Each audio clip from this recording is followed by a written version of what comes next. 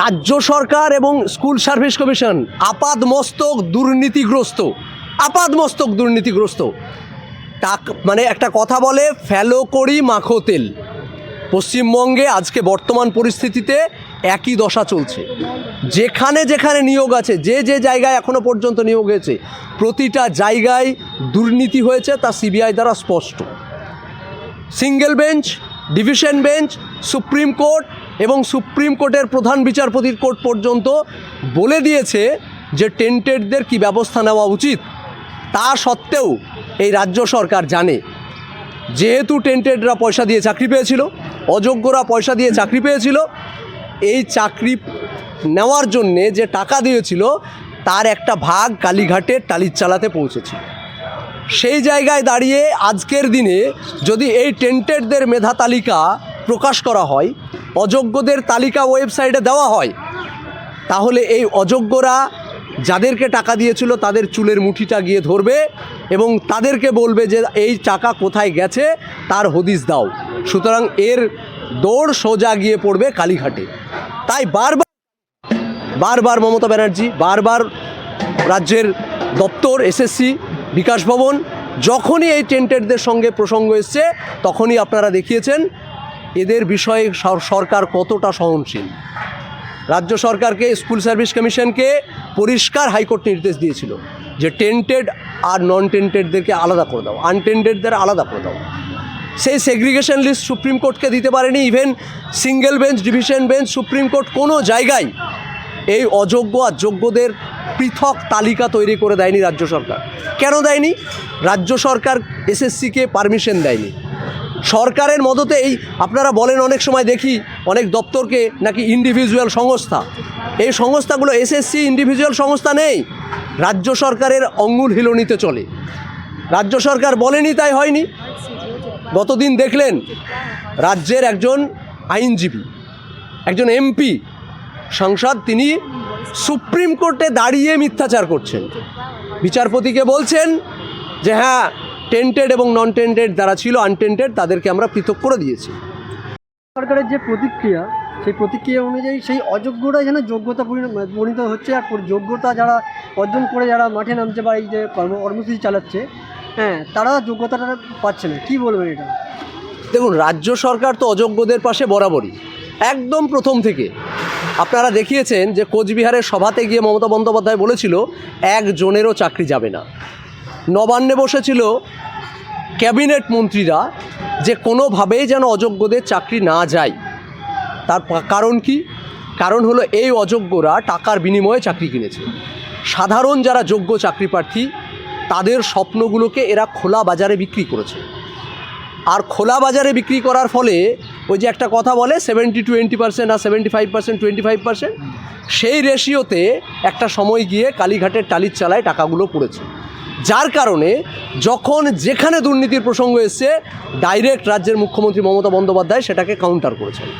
সে কোর্টে হোক, কোর্টের বিচারপতিরা যখন বলেছে দুর্নীতি ভরা, সিবিআই যখন বলেছে দুর্নীতি ভরা, মিডিয়ার সামনে আইনজীবীরা যে বলেছেন যখন দুর্নীতি ভরা, তখন বারবার দেখবেন মমতা বন্দ্যোপাধ্যায় নিজে কাউন্টার করেছে যে এই অযোগ্যদের পাশে আমি রয়েছি।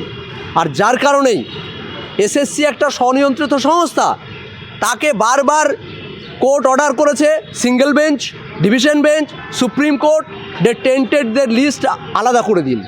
তা সত্ত্বেও এখনও পর্যন্ত কেন দেয়নি তার কারণ হলো একটু আগে যেটা আমি বললাম, যে বরাবরই এই অযোগ্যদের সঙ্গে ছিল মমতা বন্দ্যোপাধ্যায়।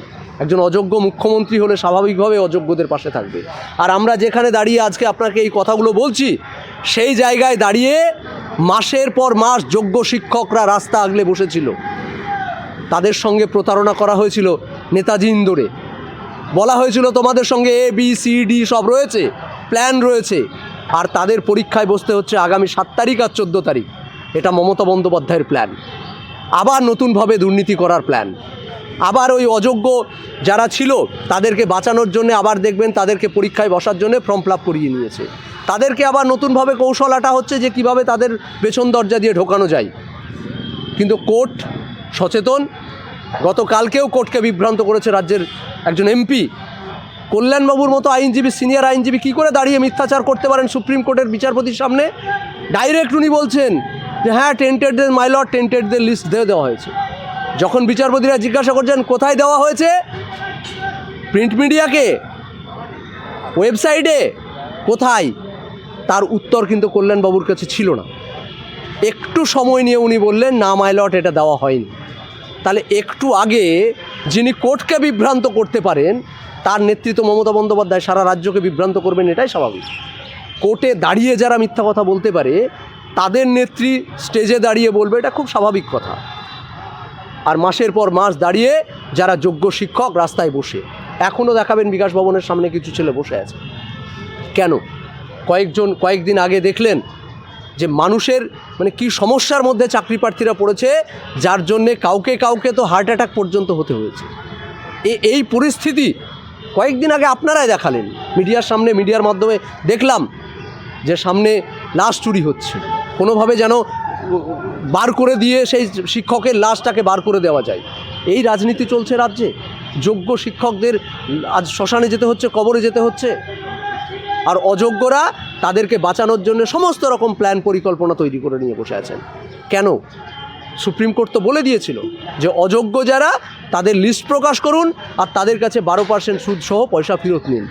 1 টাকা এখনও পর্যন্ত নেওয়া হয়েছে? রাজ্যে যে বলছে ডিএ দিতে পারছি না, রাজ্যের ফাইন্যান্সিয়াল ক্রাইসিসের কথা মমতা বন্দ্যোপাধ্যায় বলছেন, কেন এই অযোগ্যদের কাছ থেকে 12% সুদ সহ পয়সা নিলেও তো কিছু টাকা উসুল হয়ে যায়, নিন না। এখনও পর্যন্ত একটা নোটিশ হয়েছে যে তাদের লিস্ট প্রকাশ করার পর এদেরকে সুপ্রিম কোর্টের নির্দেশ অনুসারে টাকা ফেরত নেওয়া হবে। উনি নবান্নে বসে বলছেন যে আমি পরীক্ষা নেব, সুপ্রিম কোর্ট অর্ডার দিয়েছে, তাই তোমরা শান্ত থাকো, আমাকে এটা একটা নর্মাল প্রসিডিউর মেনটেন করতে হচ্ছে। তো নর্মাল প্রসিডিউর মেনটেন করুন না, 12% সুদ সহ পয়সা ফেরত নেওয়ার নোটিশটা করুন। মমতা বন্দ্যোপাধ্যায় কবে করবেন? যোগ্য চাকরি প্রার্থী, যোগ্য শিক্ষক যারা, তারা আজকে কোন দশার মধ্যে আছে বাড়িতে গিয়ে একবার জিজ্ঞাসা করে দেখুন।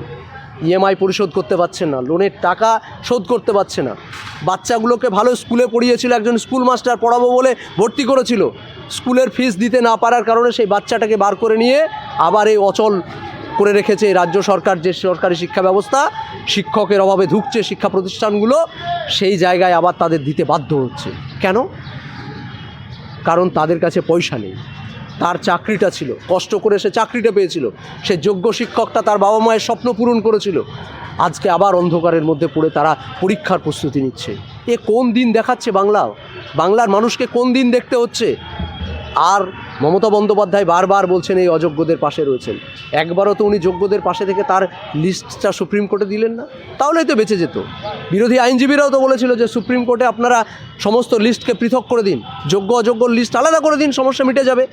কেন কল্যাণবাবুরা কালকে দাঁড়িয়ে বলতে পারলেন না যে আমার দেওয়া হয়ে গেছে, সেটা সততার সঙ্গে বললেন না, মিথ্যাচার করতে হচ্ছে কেন?